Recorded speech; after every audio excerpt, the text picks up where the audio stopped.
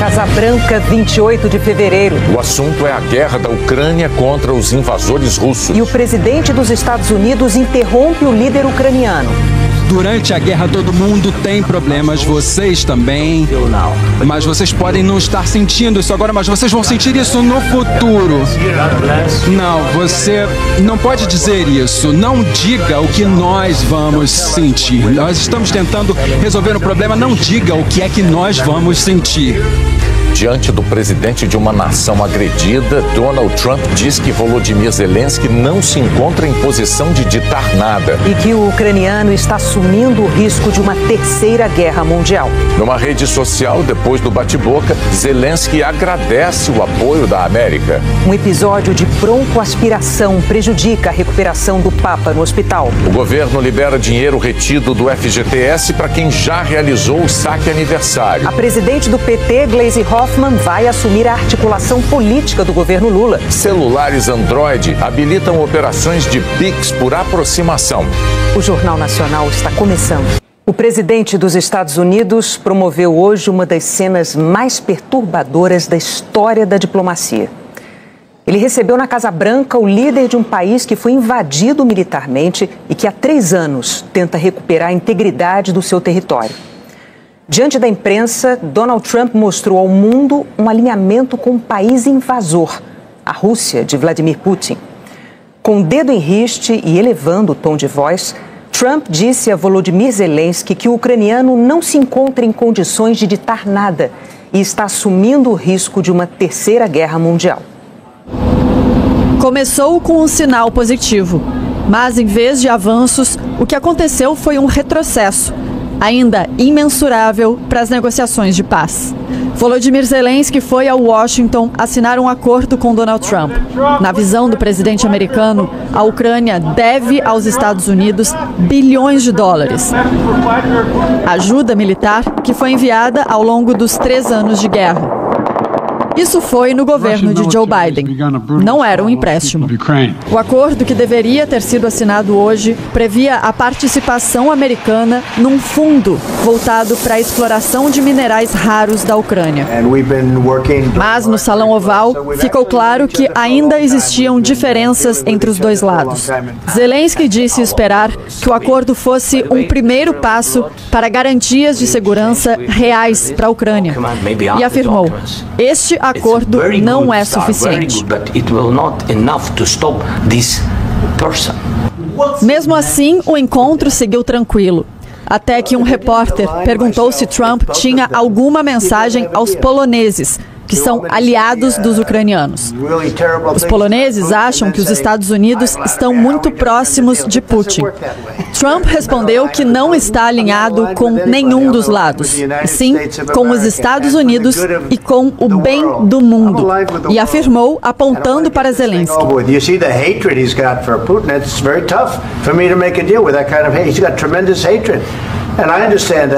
Em seguida, o vice-presidente J.D. Vance tomou a palavra.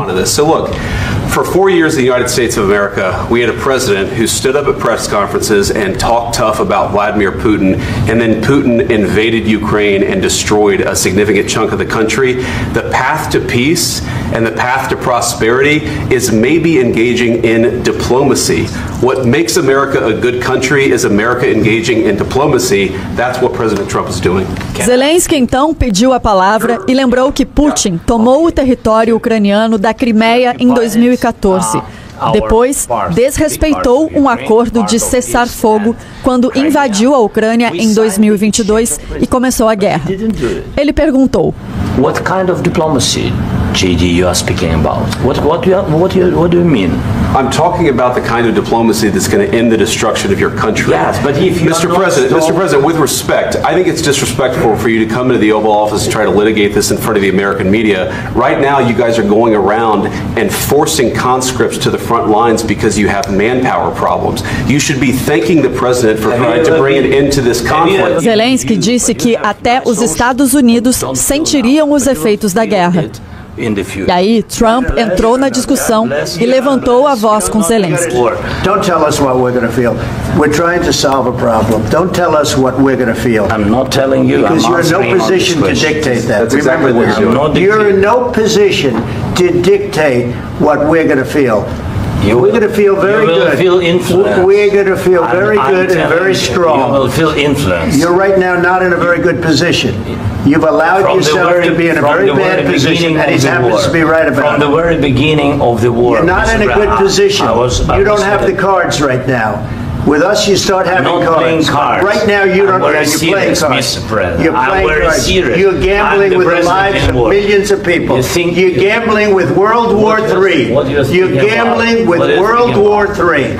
And what you're doing is very disrespectful to the country, this country, that's back to you, far more than a lot of people said they should have. A discussão seguiu, com Vance sugerindo que Zelensky viajou para a Pensilvânia para fazer campanha para Kamala Harris na eleição do ano passado e exigiu que o ucraniano agradecesse pela ajuda americana.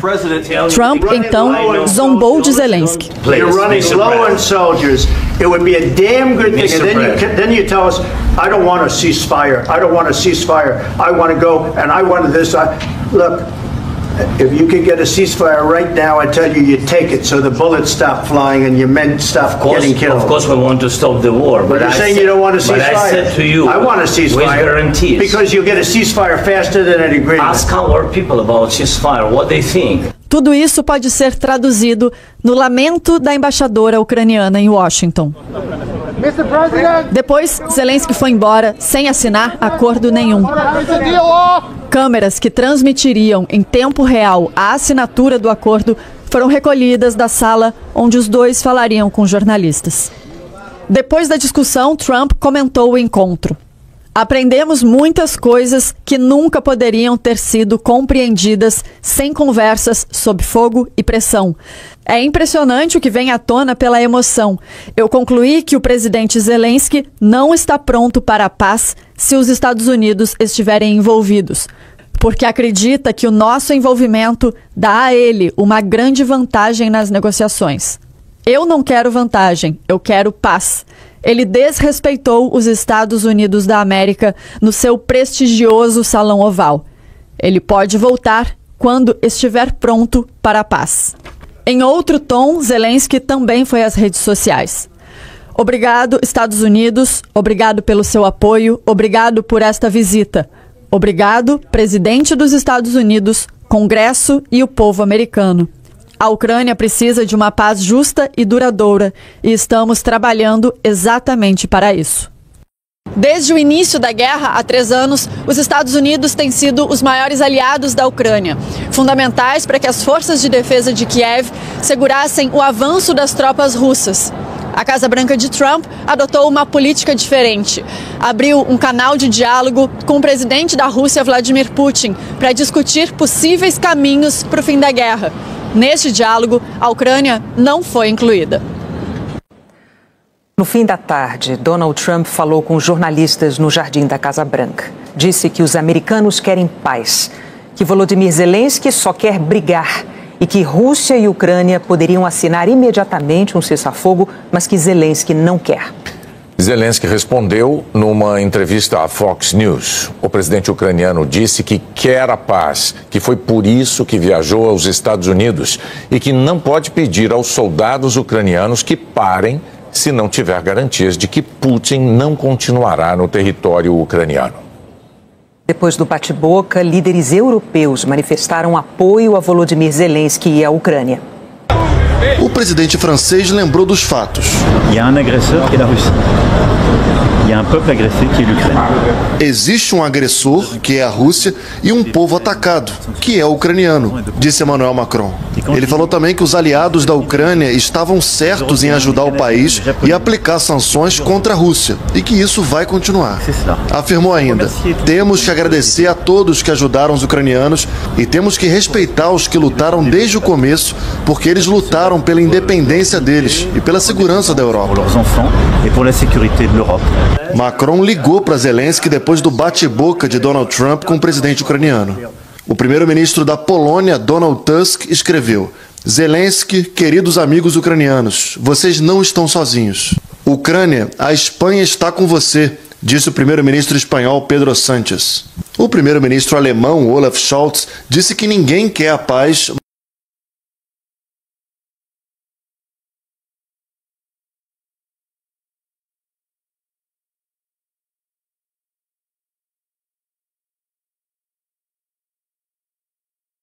Mais do que os ucranianos, e que a Ucrânia pode confiar na Alemanha e na Europa. A presidente da Comissão Europeia, Ursula von der Leyen, disse a Zelensky: a sua dignidade honra a bravura do povo ucraniano. Seja forte, seja corajoso, destemido.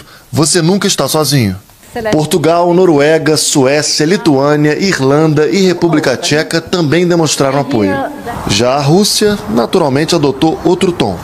A porta-voz do Ministério das Relações Exteriores do país diz que foi um milagre Trump e o vice-presidente americano J.D. Vance não terem batido em Zelensky. Pesquisador da Universidade Americana de Harvard, o cientista político Oliver Stunkel considerou que o episódio de hoje na Casa Branca foi sem precedentes. Ao longo das últimas décadas, nunca houve um confronto dessa forma, de forma pública. Isso, a princípio, deve ocorrer só nos bastidores e levou, de fato, ao que parece ao colapso das negociações. O apoio que os Estados Unidos vinham dando até hoje à Ucrânia está em linha com o Pacto de Budapeste, assinado em 1994. Pelo pacto, a Ucrânia abriu mão de seu arsenal nuclear herdado da União Soviética em troca do compromisso de que sua soberania estaria garantida. Os signatários foram Rússia, Estados Unidos e Reino Unido. A Rússia ficou com as armas nucleares e, em troca, eles prometeram respeitar a independência e a integridade territorial da Ucrânia. A invasão russa ao território ucraniano já é a segunda violação desse acordo. A primeira foi em 2014, quando Moscou anexou ilegalmente a Crimeia, uma região pertencente à Ucrânia. Para ucranianos e europeus, essas violações por parte da Rússia precisam ser desencorajadas. Qualquer acordo de paz precisa garantir que a Ucrânia não será atacada de novo. E precisa ser feito de forma a dissuadir Putin de tentar com outros vizinhos europeus o que está tentando com a Ucrânia: invasão e anexação de territórios. Os europeus já disseram que estão dispostos a enviar tropas de paz ao território ucraniano. Mas depois do bate-boca de hoje, as conversas vão ficar muito mais difíceis. Esse encontro mostra aos europeus de que, no que diz respeito à Ucrânia, eles estarão sozinhos. Eles não poderão contar com o apoio dos Estados Unidos. A Europa está lidando ainda com esse choque de realidade, está começando a perceber que não terá apoio dos Estados Unidos e agora será da responsabilidade da União Europeia, das potências europeias, para apresentar uma proposta em relação ao futuro da Ucrânia. A reunião tensa demais entre Trump e Zelensky gerou pressão e expectativa em torno de um encontro que acontece domingo agora aqui em Londres. O primeiro-ministro britânico Keir Starmer vai receber, para discutir o fim da guerra, líderes de mais de 10 países europeus, entre eles Volodymyr Zelensky. Esse encontro estava marcado já, mas ganha ainda mais peso diante desse abalo todo na relação entre Estados Unidos e Ucrânia. O Papa Francisco teve uma nova crise respiratória hoje. O boletim médico do Vaticano informou que de manhã o Papa Francisco alternou fisioterapia respiratória e oração na capela e que recebeu a comunhão. Mas no início da tarde viveu uma crise isolada de broncoespasmo que provocou um episódio de vômito com aspiração e um repentino agravamento do quadro respiratório. Foi prontamente submetido a uma broncoaspiração e iniciou a ventilação mecânica não invasiva, com boa resposta nas trocas gasosas. Depois da ventilação mecânica, voltou aos níveis de trocas gasosas de antes da crise.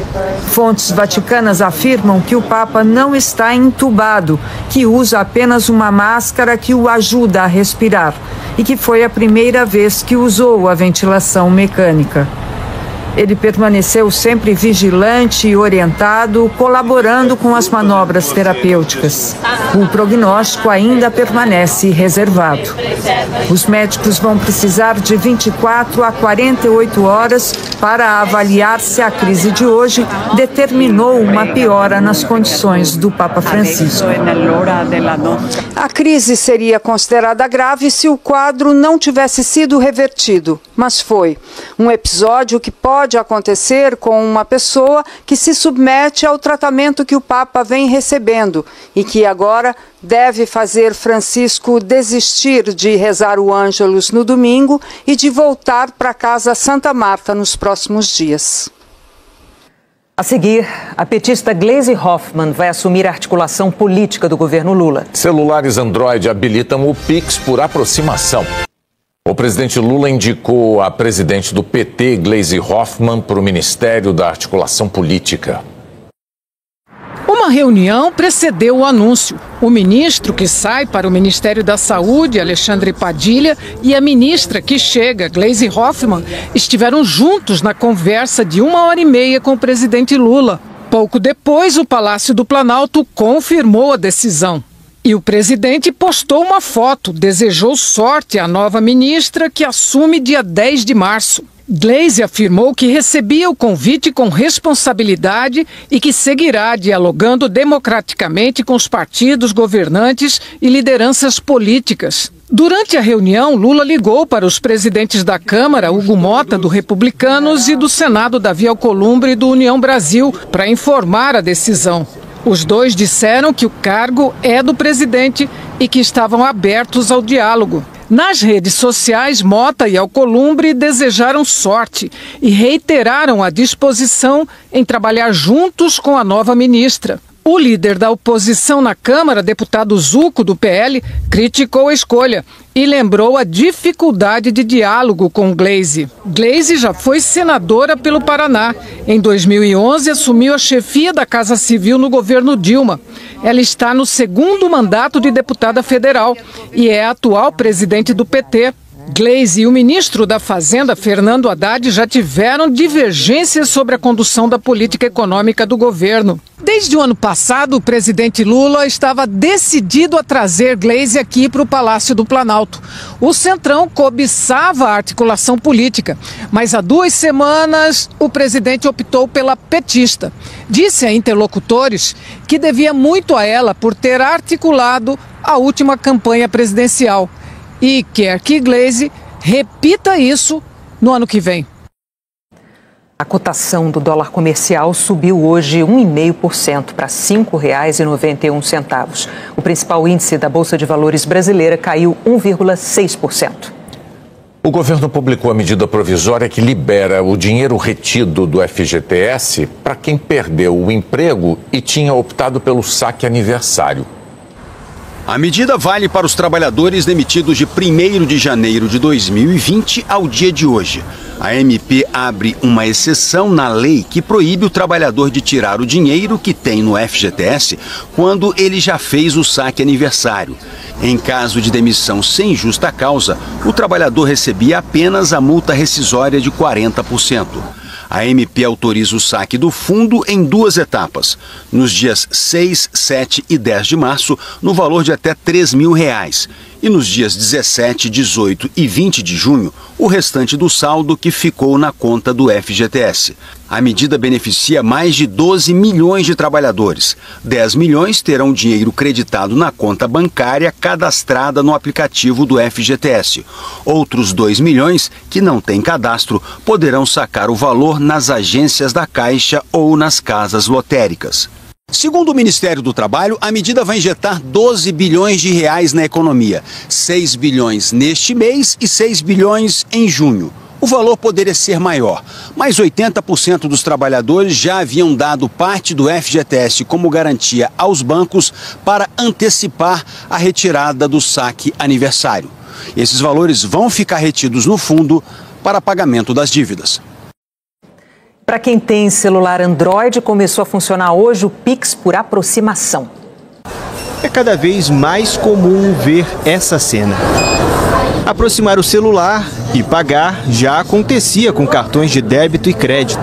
90% dos pagamentos é aproximação. A gente quase não recebe dinheiro aqui. Mas a partir de hoje, uma modalidade de pagamento que caiu no gosto dos brasileiros também vai poder funcionar assim. Agora, para pagar com o Pix, é só encostar o celular na máquina, sem nem precisar acessar o aplicativo do banco. É o Pix por aproximação. O Banco Central estipulou um limite de R$ 500 para cada transação, que pode ser alterado pelo cliente. Está disponível para quem tem celular com Android e usa a carteira digital. O sistema está sendo atualizado para incluir todos os bancos. Ainda não há previsão para os outros sistemas operacionais. Para aderir à nova funcionalidade, o usuário vai precisar cadastrar o banco e a conta na carteira digital do celular. Na hora de fazer o pagamento, é só dizer que vai usar o Pix por aproximação. Durante os testes, não foram detectados nenhum risco. Tá? O processo ele é muito seguro. Vai vir um valor na tela do celular e o lojista que vai receber aquele valor, ele vai ali e vai confirmar. E como é que ele vai confirmar? Usando aquilo que ele configurou que quer fazer no celular. Que seja autorizar por digital, por reconhecimento de face ou digitar uma senha. Com certeza vai ser mais fácil. Com a aproximação acho que vai ser bem mais rápido. Fortaleza teve 178 milímetros de chuva em 24 horas. A Defesa Civil recebeu mais de 100 chamados. Ontem à noite, uma menina de 5 anos caiu num bueiro. Ela foi arrastada por 30 metros e resgatada num córrego. E só teve um arranhão na cabeça. Eita, que bom, que susto. Hora da previsão do tempo, Eliana. Boa noite, conta pra gente. Boa noite, Renata, Bonner, e boa noite para você. O sábado de carnaval começa abafado. As menores mínimas por região devem ser de 18 graus em Curitiba e Brasília, 19 em Belo Horizonte e 22 em Palmas e Maceió. À tarde faz calor de 37 graus no Rio de Janeiro, 36 em Porto Alegre e 35 em Boa Vista. No Centro-Oeste e Nordeste, Campo Grande e Teresina são as capitais com possibilidade de esquentar mais, 33 e 31 graus. O sol predomina no extremo norte do Brasil e do sul da Bahia ao estado do Rio de Janeiro. Nas áreas em verde tem possibilidade de chover, com pancadas localmente fortes em Cuiabá, São Paulo, Porto Velho e Recife, onde os termômetros variam de 31 a 33 graus. Mas o risco de temporal é maior em outras regiões. Na fronteira com o Uruguai, na Serra Gaúcha, no extremo oeste do país, do sul do Pará ao litoral do Rio Grande do Norte e na faixa litorânea de Sergipe ao Espírito Santo. Vitória, Aracaju, Natal, Fortaleza, Teresina, Belém e Salvador têm previsão de grandes volumes de chuva. Em São Luís, pode até chover mais, 50 milímetros. E fevereiro terminou como o mais chuvoso em 40 anos. Em São Paulo, expectativa de tempo firme e abafado nos 2 dias de desfile das escolas de samba. Bonner e Renata. Obrigado, Eliana. A seguir, o desfile das escolas de samba de São Paulo. E os adversários de Ainda Estou Aqui pelo Oscar de Filme Internacional. Neste domingo, o filme Ainda Estou Aqui pode fazer história na cerimônia do Oscar. A primeira produção original do Globoplay está concorrendo a 3 estatuetas. Uma delas enfrentando filmes de outros países. É a 5ª produção brasileira a concorrer na categoria de melhor filme internacional. Estrelado por Fernanda Torres e Selton Mello, o longa acompanha o desaparecimento do ex-deputado Rubens Paiva, levado de casa por agentes da ditadura em 1971. Senti alívio. E a luta da viúva Eunice Paiva para criar os 5 filhos e conseguir o reconhecimento do Estado de que Rubens foi assassinado na prisão. Quer esclarecer e julgar todos os crimes cometidos durante a ditadura. O longa também concorre nas categorias Melhor Atriz e Melhor Filme. O diretor Walter Salles vê a indicação como um reconhecimento que pode abrir portas para outros filmes brasileiros. Tem filmes que ganharam mais de 10 indicações, que são os francos favoritos. Mas eu acho que a gente entra com a alegria de representar uma cultura da qual a gente se orgulha muito de fazer parte. E um cinema brasileiro inspirou a todos nós que fizemos o filme. A gente vem numa sequência de filmes que a gente admira muito do cinema brasileiro e eu tenho certeza que outros filmes seguirão. O crítico de cinema Scott Mantz diz que as 3 indicações deram mais peso a Ainda Estou Aqui na concorrência por alguma estatueta. Esse filme é tão incrível e potente, um verdadeiro épico. E a Fernanda Torres está espetacular. O filme A Semente do Fruto Sagrado também fala sobre uma família devastada por um governo totalitário.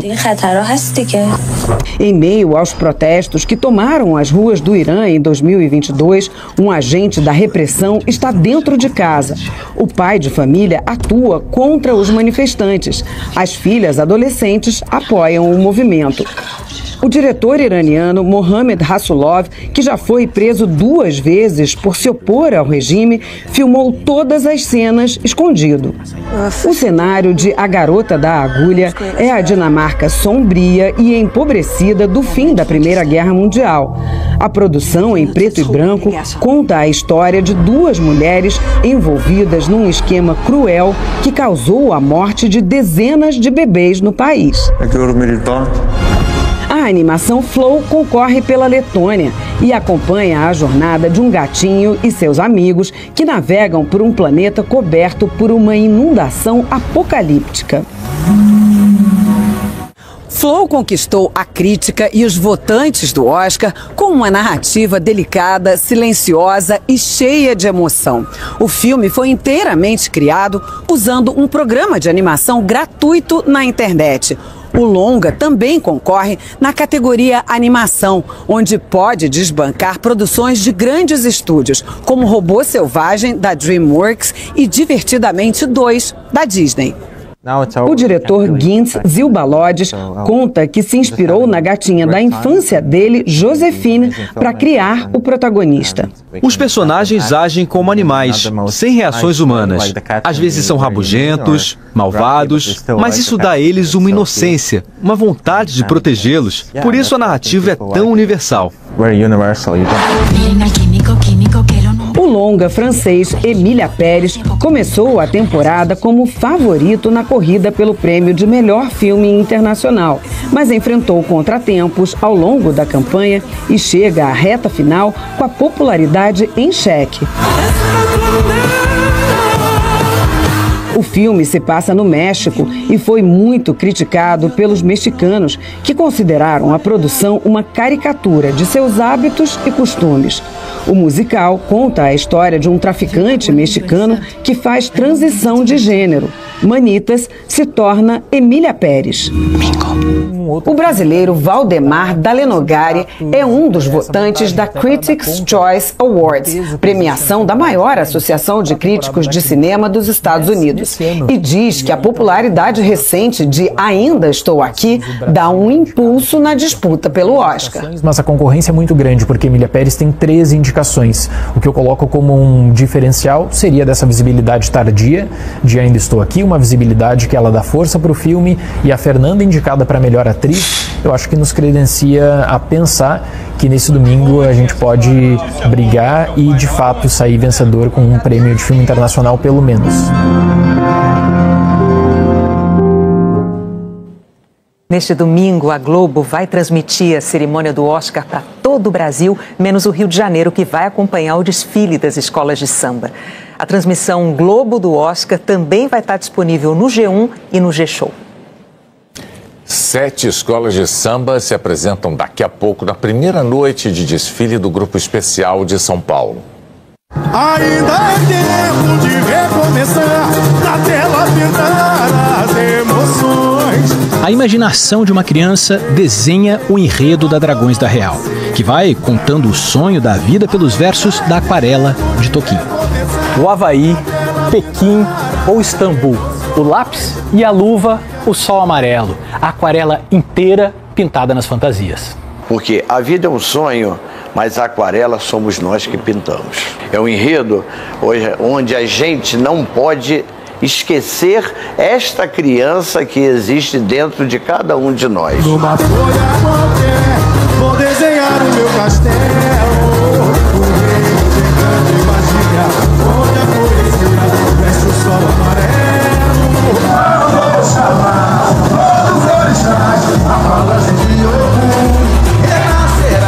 Deuses indianos, Buda, o Pelourinho, essa é a mistura que deu origem a um dos maiores símbolos do carnaval baiano.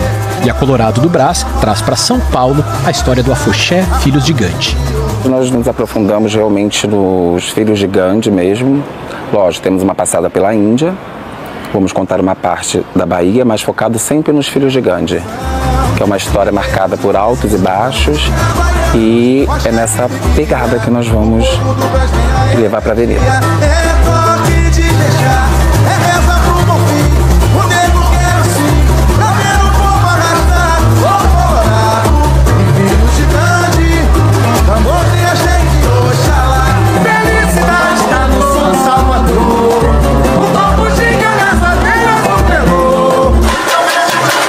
E o Pelourinho também está no desfile da Mancha Verde. Aliás, não só ele.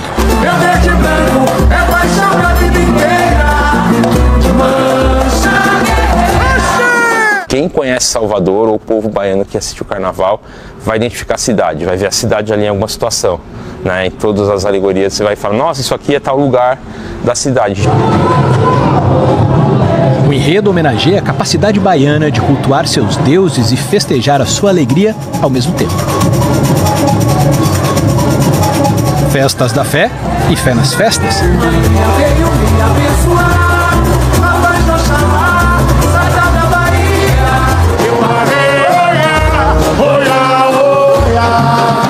Yansan é sinônimo de luta, né? A deusa dos ventos e tempestades, a força do enredo que a Barroca da Zona Sul vai levar para a avenida.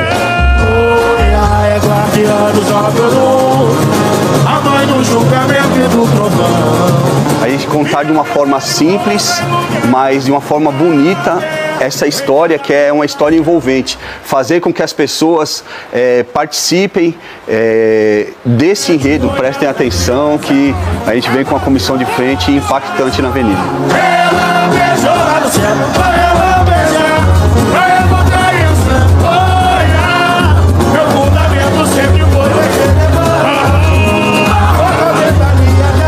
O caos imperava, a dor inclemente, é olho por olho, é dente por dente. Acadêmicos do Tatuapé desfila a justiça na avenida. Da mitologia grega, a luta durante os séculos. Vai retratar muito o dia a dia do nosso brasileiro. Situações que a gente vive, situações que precisam ser atendidas, que precisam ter um cuidado melhor com relação à justiça.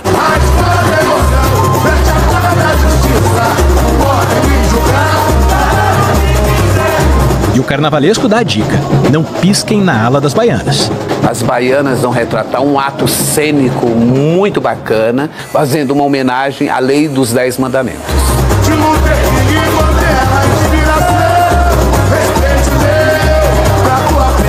Quando esse cassino entrar na avenida, você vai estar sendo convidado para o Jogo da Rosas de Ouro. No tabuleiro descartar a pura ganância, tira o pé do chão. Quando a gente joga, a gente quer ganhar, né? O medo de perder não pode superar a gana de vencer. O jogo vai virar rosas de ouro, a grande jogada, o destino. O que vamos falar nessa grande jogada? De todos os jogos possíveis, desde o início do mundo até os mundos atuais.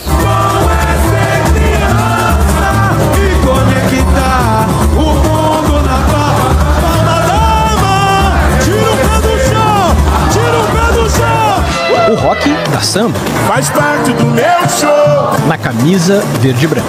O vento sopra tantas letras autorais.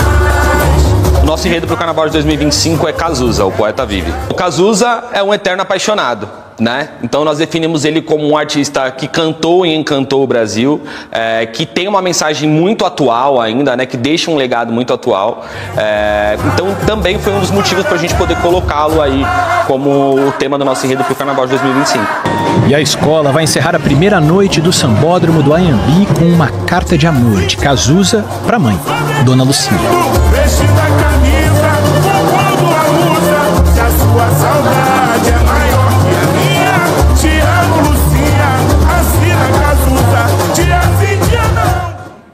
A transmissão do carnaval é depois do BBB. Boa noite para você. Boa noite, bom carnaval. Inscreva-se no canal e ative as notificações para não perder mais edições. Deixe seu like e compartilhe com amigos para que todos fiquem informados.